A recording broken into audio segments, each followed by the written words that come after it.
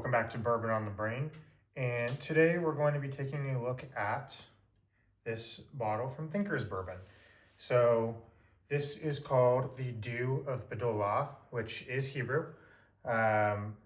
This is a bourbon, obviously, but this is a really interesting bourbon. So a little bit about this bourbon is that,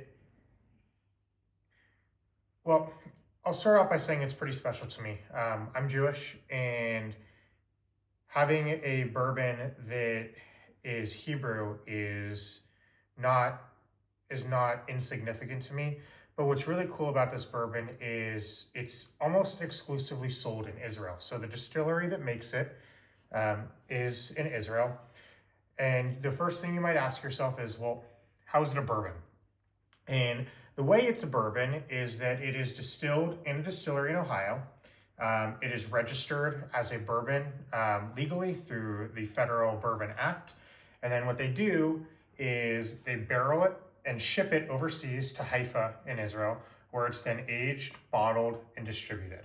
So in that manner, it is legally a bourbon, and it's, as far as I know, the only distillery that sells a legally recognized bourbon in Israel, from Israel.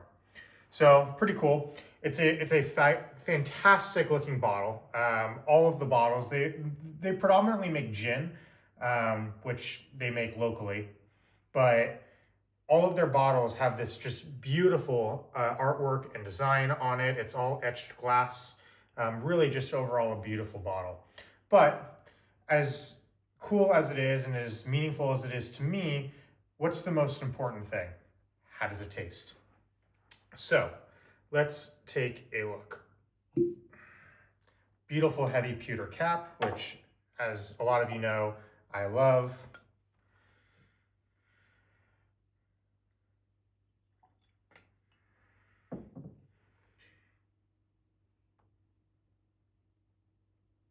So while this sits for a second, there are some tasting notes on their website. They call it, it's 100% single barrel, 100% unfiltered, tasting notes of vanilla, toffee, chocolate, toasted oak, and coffee. Because they are considered single barrels, their alcohol percentage does range a little bit. The proof on this one is 47.8 alcohol percentage. So quick math puts that at, what is that, 95.6, I think that is. So full transparency, I have tasted this already. I brought it to my grandmother's house for a family gathering when my cousin got married. They are modern Orthodox, and so it seemed like a really good opportunity to bring over something that was kosher, but also symbolically Jewish. So it was a really good opportunity for me to embrace that and share something with my family. As this line of work, there's not a lot of stuff that really caters towards that besides the Buffalo Trace Kosher series. So this was kind of a cool thing. So while this isn't advertised as a wheated bourbon and there's no mash bill that's available for you to take a look at it, the one thing that I have been able to taste and kind of nose from this and the one or two times I've tried this is it tastes like a wheated bourbon.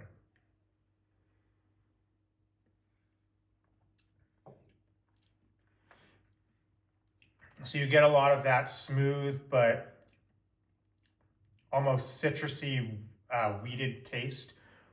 It's really quite good. It's got a short burst of burn and then a nice long smooth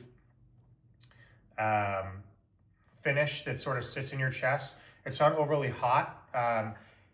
It's something that you could drink if you're a beginner in bourbon, but also enjoy for somebody that has a lot of experience. The first time I tried this, to me, this reminds me of a very particular bottle. And if you've tried it, you know exactly the tasting notes that I'm referring to. But the purple and black 8-year from Willet, this is exactly what it tastes like. It's smooth, it's refined, it's elegant, it's got a nice chest feel, it sits on your tongue very well, it's got good viscosity, it's got very traditional bourbon tasting notes, and it's good. It's not amazing.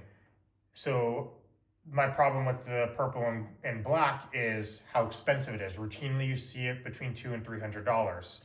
This is almost the exact same taste for between $75 and $80, and you can replicate that taste if you're somebody that likes a wheated bourbon very well. This also reminds me of the Elmer T. Lee, just the single barrel, not the 100-year. That true wheated single barrel that's unrefined, just very straightforward. It reminds me a lot of that, which I actually had to drink last night when I was just sitting at home, and I feel like I'm drinking that same quality, that same level of bourbon. Now, Elmer T. Lee is a step above. I'm not saying that this is replicating Elmer T. Lee, but that flavor profile, those tasting notes, it reminds me a lot of that. So, as I said earlier, this is a kosher bourbon. There are a few of them out there. For 99% of you, that doesn't mean anything. For the few of you that watch this, that it does mean something. It is just an interesting side note. According to the Rabbinical Council in Chicago, bourbon does not need to be kosher in order for it to be enjoyed by somebody that does keep a kosher house. I can't say the same thing for somebody that is Muslim because alcohol is forbidden, but it does follow the same lines of kashrut, of keeping kosher. So besides that, the only thing that I would add to this is it worth the money? So this is what's interesting. I got this for $75 from Total Wine. It was a limited sale that they had going on that they said, what a beautiful sound. I wish I wasn't talking over that. Let's see if we can do that again.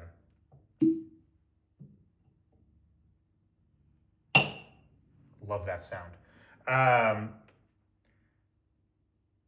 $75 from Total Wine. It was a limited sale, and I did not think they were going to keep it in stock, but they sold so many of these bottles that they ended up ordering a second batch.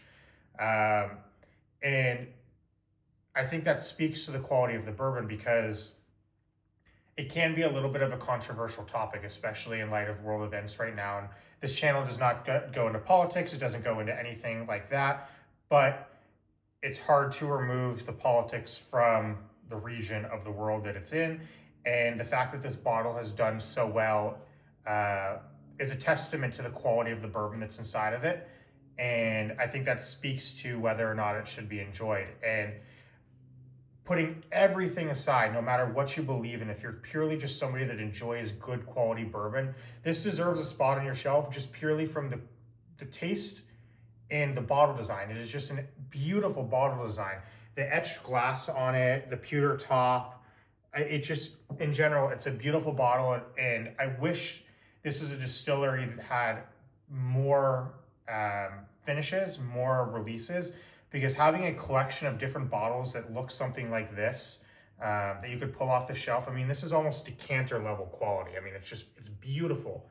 And having something like that on the shelf where you could have 2 or 3 of them that sit next to each other that you could showcase, almost like a Bardstown, or, you know, like some of the releases from Buffalo Trace, so like an E.H. Taylor, where you have a few of them that your eyes fall on it and you know exactly what that is. I would love to see more bourbon distilleries move towards these sort of hand-blown glasses where they've put a lot of care and creativity into the design of them, instead of moving into they look like wine glasses, or they're just basic round blobs of shapes.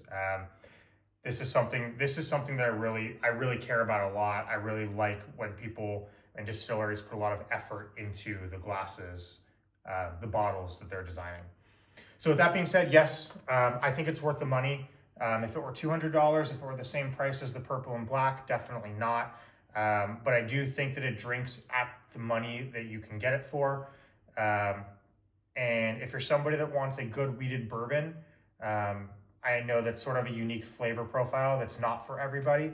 But if you're looking to get into an experiment with wheated bourbon, you don't want to spend the money on Weller, on E.H. Taylor, on Willet. This is a really good intro bourbon that's going to kind of bring you into that world and teach you a little bit about what those flavor profiles are, while still being a beautiful bottle and not breaking the bank. One last thing is, you probably noticed there's a new addition to my barrel, which is this. I'm going to move this aside for now. This beautiful decanter set that I got. My sister got it for me for the holidays. And while it's really nice, it is glass. It's probably not going to have any bourbon in it because just looking at this thing, it's going to be an absolute pain to clean. So it's going to be more of a display piece.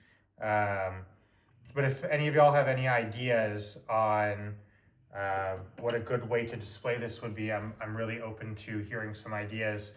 And while I'm at it, if any of you have made it this far in the video, if you have any suggestions for how to display bourbon on a wall, as you can see right now, wall is pretty empty. I'm going to be in the process of transforming this room into a bourbon display. So all of the walls are going to be shelves and everything to have my bourbon on it. But this is a very high earthquake area. And so if any of you have any suggestions to elegantly display my bottles, but still making sure that they are safe and secure in the case of an earthquake, I'm really open to hearing any of your suggestions. So go ahead and leave a comment if you agree, if you disagree. If you have any suggestions for me, please subscribe if you want to hear more. Really like to hear all of your feedback. And as always, enjoy, drink safely, and we'll catch you next time. Bye for now.